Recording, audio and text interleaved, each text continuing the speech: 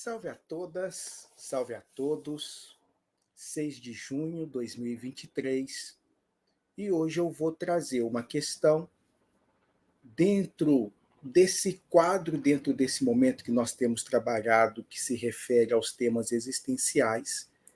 E os temas existenciais, como eu já expliquei anteriormente, ele nasce do contato mais direto com jovens do ensino médio, especificamente do terceiro ano, décadas atrás praticamente, que me traziam questões, muitas questões, referente à morte, à felicidade, a escolhas, a o suicídio, tema que vai marcar o último da série, que eu estou aqui rebolando para não entrar, vendo a melhor maneira de trazer, e tem batido a porta. Essa semana já vieram mais outros 2 casos de tentativas de suicídio dentro aí dessa sabedoria universal, não lograram êxito, então zeramos para recomeçar. De todo modo, é um tema que está batendo aí e que creio eu que na semana que vem já não conseguirei mais escapar. Nesta, eu vou falar dessa porta, por vezes, de acesso a isso e outras vezes, muito pelo contrário, uma porta de transcendência a isso. Eu quero falar da angústia. A angústia, ela tem no campo da filosofia algumas pessoas que se debruçaram sobre ela com mais atenção, com mais carinho, com mais expertise. Eu estou aqui me lembrando do Kierkegaard, filósofo dinamarquês, que vai trazer esse componente da responsabilidade e da escolha, né, essa tensão entre o escolher e o responsabilizar-se por isso, e essa perspectiva que aumenta exponencialmente alguns esse ponto da angústia. Digníssimo Jean-Paul Sartre, filósofo francês, esse vai nos soltar a frase que a gente usa, igual a gente pega a frase da esposa dele, né, Simone de Beauvoir, que faz nela aí diversos usos, mas o Sartre nos traz que estamos condenados à liberdade, e esta condenação à liberdade, na perspectiva sartreana, um dos grandes pensadores existencialistas, talvez um dos rostos mais proeminentes do existencialismo francês, corrente filosófica do século XX, que vai marcar essa angústia justamente como sendo essa impossibilidade de não nos responsabilizarmos por aquilo que escolhemos, por aquilo que fazemos, por aquilo que nos esforçamos para ser do que fizeram de nós. Esses processos existenciais, tanto do Soren Kierkegaard, passando por Sartre, indo ao seu amigo Albert Camus, um escritor também de cunho existencialista, que escreveu um livro, O Mito de Sísifo, trazendo esse mito de Sísifo para essa questão do cotidiano, da rotina, do viver constante, do viver perpétuo, da falta de sentido dessa vida e dessa existência, e a necessidade que esses existencialistas vão querer nos dar e nos mostrar que precisamos dar um sentido para o nosso viver. E aí, como arremate, eu vou chamar de síntese desses pensadores, mas na verdade ele cronologicamente é anterior a eles, que é o Nietzsche, que vai pensar a angústia como uma fonte ou uma força catalisadora. É a partir desse estado, vamos chamar de vazio, que o ser, ou o ser humano, ou o homem, ou a mulher, o ser humano, o ser pensante, vai encontrar uma significação, uma vontade de potência, uma vontade de ser. E nessa vontade de ser, declarar o seu amor à vida. Algo muito próximo do conceito que ele vai chamar de amor fati, amor à fatalidade, amor ao destino, amor e um dizer sim a tudo que nos chega. É o antídoto que Nietzsche encontra enquanto significação em resposta a esse não sentido, esse absurdo, um outro conceito que não vamos entrar, da existência. Tá? E o que isso tem a ver? O que isso tem a ver? Hoje, me mandava mensagem falando dessa angústia, que ele estava angustiado, e se somou a alguns outros atendimentos, a algumas outras partilhantes, que trouxeram esse vazio, essa falta de sentido que elas estão vivenciando nesse momento da vida. Com os seus 2023, 24 anos, outras lá nas suas casas dos seus 30 e poucos anos, aproximando dos 40. A revelia disso, essa angústia, esse estado do que eu faço e como eu lido com as escolhas que eu tomei, ou das escolhas que eu não quero tomar, ou das escolhas que estão sendo apresentadas que eu terei que prestar conta. Angústia. E é esse estado de torpor, ou esse estado de apreensão, ou esse estado de não saber o que fazer diante de, que caracteriza muito da perspectiva da angústia. E como a gente lida com ela. E o que a gente faz diante dela. Primeiramente é conversar. Eu acho que é o diálogo, o procurar ajuda.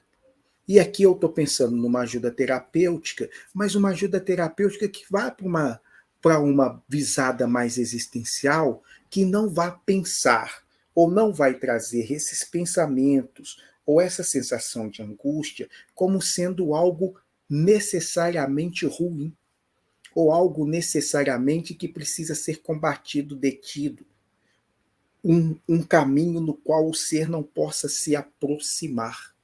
Filosoficamente, a gente observa como que o diálogo com esse vazio, o diálogo com essa falta de sentido, é o que proporciona a muitos seres dar e encontrar o sentido.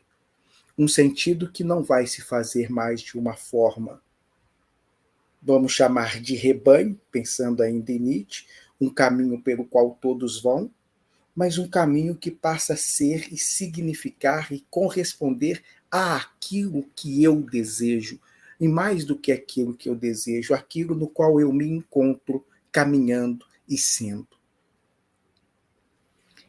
E fugir da angústia ou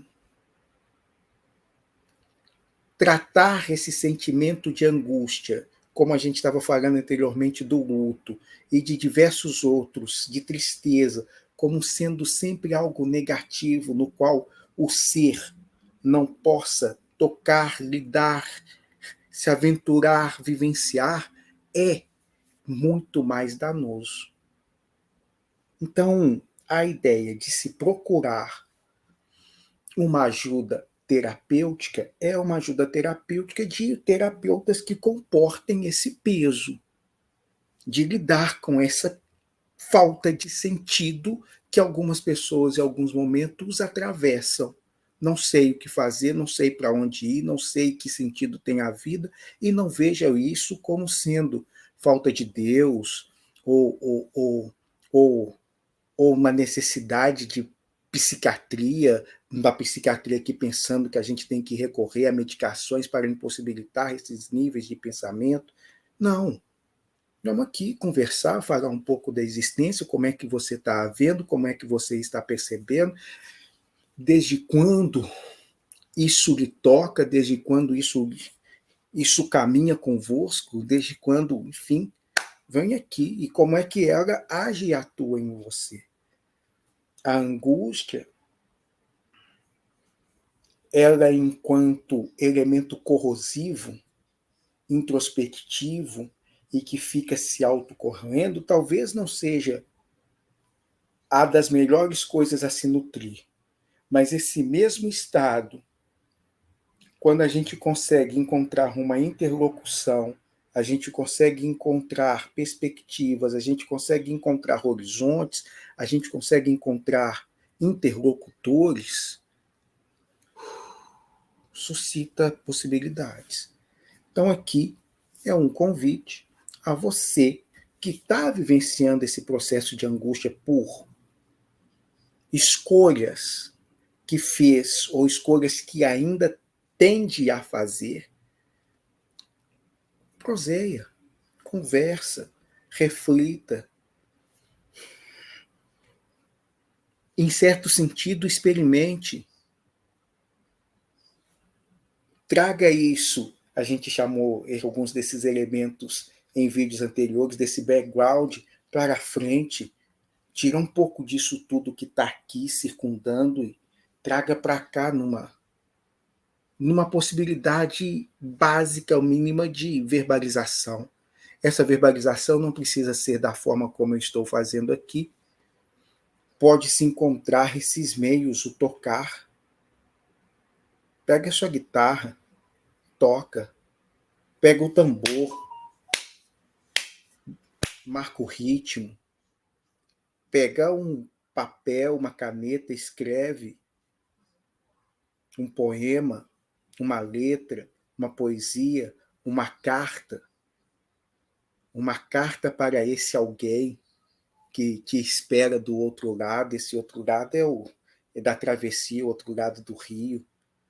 Esse outro lado de quando eu estiver passando por esse deserto, quando eu chegar lá do outro lado, como que vai ser? Escreve uma carta desse cara que já está lá para esse que está aqui.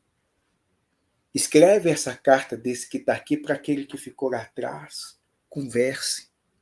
A música, a pintura, a escultura, amassa algumas coisas, pega um barro, uma argila, um biscuit. Tenta só dar forma para essa coisa amorfa, mas que está te corroendo um pouco por dentro. Esteticidades um pouco mais agressivas, dá uma corrida, uma transpirada, um respirar. Vai levantar uns pesos, pegar um supino de 150 quilos igual eu faço, só aqui, ó, só 150 no mínimo. Ou vai fazer um hang, ou um power hang, que eu também faço aí, no cross, aqui, ó, eu não vou fazer o movimento todo para vocês agora, não.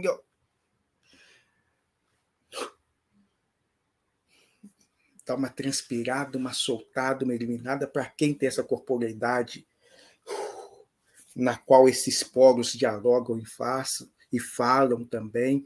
Temos possibilidades, temos caminhos. Da apreensão filosófica intelectiva aos encontros meditativos, de permitir que esse vazio se aprofunde, esse vazio eu caminho em direção a ele, e quando ele se aproxima de mim, ele não choca tanto, ele acolhe, ele apazigua. Há esses outros movimentos que nós estamos colocando aqui, das mais diversas atividades físicas até mesmo as estéticas. Temos caminhos. Temos caminhos. O que eu reputo contraproducente é tentar aprisionar a angústia, achar que ele é um pensamento muito feio, achar que esses sentimentos vão ser eliminados caso você não os veja. Provavelmente não. Provavelmente não. Algumas escolhas mexem, algumas questões tocam, alguns momentos da vida pesam. E está tudo certo. E está tudo certo. Vou completar poucos minutos, só para retomar, então, os meus queridos colegas da filosofia, né, porque é nesse campo que a gente gravita mais.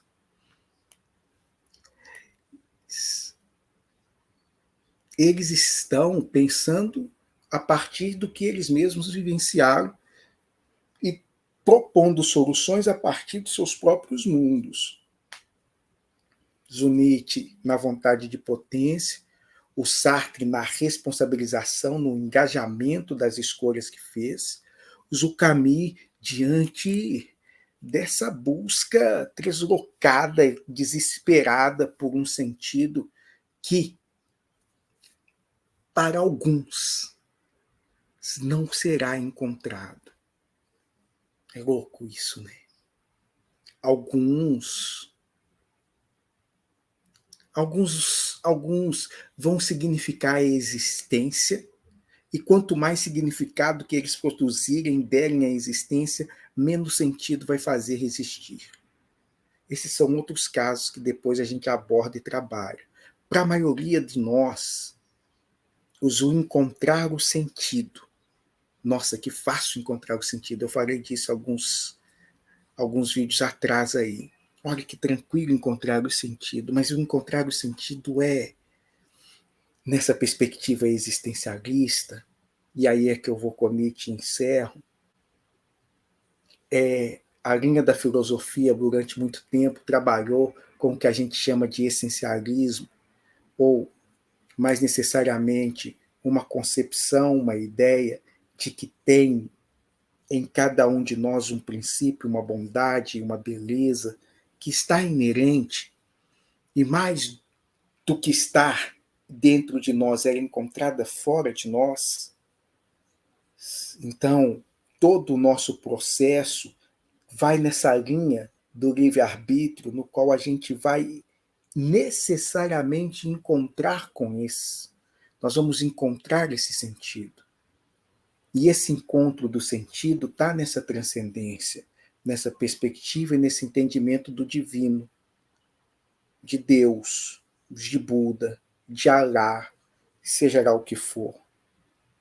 Nesse entendimento, o que esses outros estão fazendo, dessa linha que eu trouxe, desses 4 pensadores, com uma formatação mais existencialista, eles estão dizendo, esquece isso. Nós não podemos dizer nesse momento, podemos, mas não vamos, dizer nesse momento que tenha algo aqui. O que nós sabemos é que nós estamos aqui. E aqui, lançados na faticidade da existência, sem saber desse antes, e sem saber desse depois, e sem saber desse acima, e sem saber desse abaixo, estamos aqui. Nós precisamos dar o sentido. E esse sentido é dado pelo sujeito, pelo indivíduo. E é essa a angústia. Não há nenhum outro que possa fazer isso por mim. Não há nenhum outro que, para mim ter interrompido, não há nenhum outro que possa dar sentido e significado ao meu próprio existir. Então é aqui, nessa marcação, nessa faticidade, nesse meu fazer, nesse meu transformar, nesse meu ser sendo, que eu vou encontrar sentido. E esse sentido aplacará a angústia.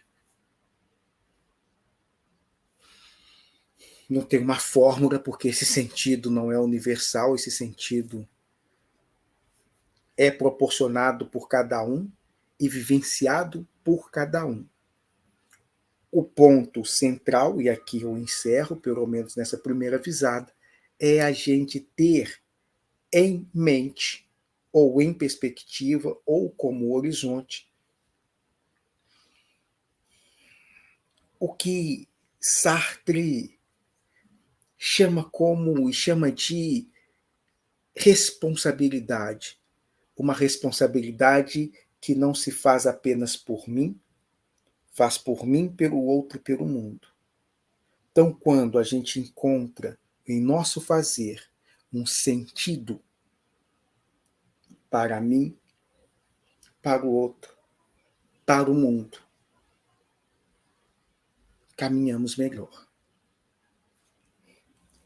O Nietzsche, esse filósofo bigodudo, bonito, ele, não vou dizer que problematiza mais, porque Sartre problematiza Nietzsche, posterior a ele, obviamente, mas ele nos traz uma imagem que, ao mesmo tempo que nos apavora, serve para nos confortar e nos servir de horizonte, de remada. O que me proporciona sentido? E como eu vou saber que o que eu estou fazendo pode me dar uma pincelada desse sentido? O Nietzsche vai dizer algo próximo disso que lhes conto agora. Faça ou alguma coisa, ou só faça aquilo, só diga sim, você diz o sim para tudo, para toda a existência. Mas busque fazer na sua vida aquilo que, se você tivesse que repetir eternamente, você estaria agraciada. Agraciada é por minha conta. A graça não é um conceito que Nietzsche provavelmente usaria, mas você estaria satisfeito.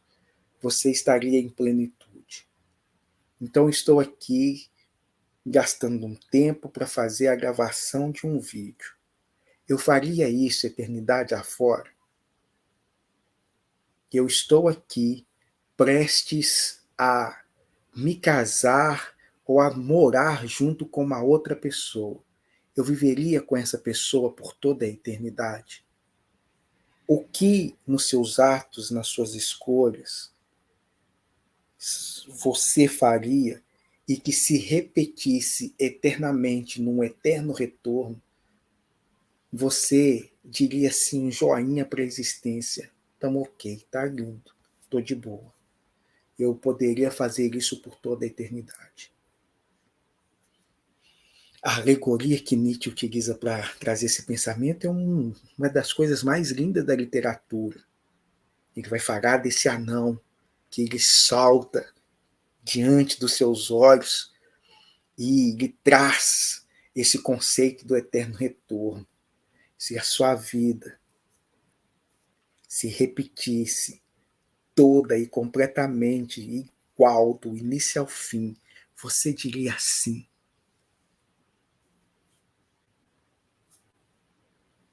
É isso que a angústia pura para a frustração ou a angústia pura para esse campo da criatividade que ele nos trazia. Porra, eu diria assim, eu melhoraria, nossa, que potência que tem isso aqui. Apesar de, sou. E é um diálogo com camadas e níveis da angústia que a gente vai mapeando, que a gente vai acessando, que a gente vai lidando, que a gente vai tirando essa coisa, esse fardo do peito e dando outras formas, outros prosseguimentos, outras realizações. Espero que tenha ajudado a fazer sentido. Não tendo, está quase tudo ok, mas façam perguntas, tragam questões, discutam isso, elaborem, escrevam, expressem e vamos proseando. Um beijo grande em vocês e fiquem com Deus.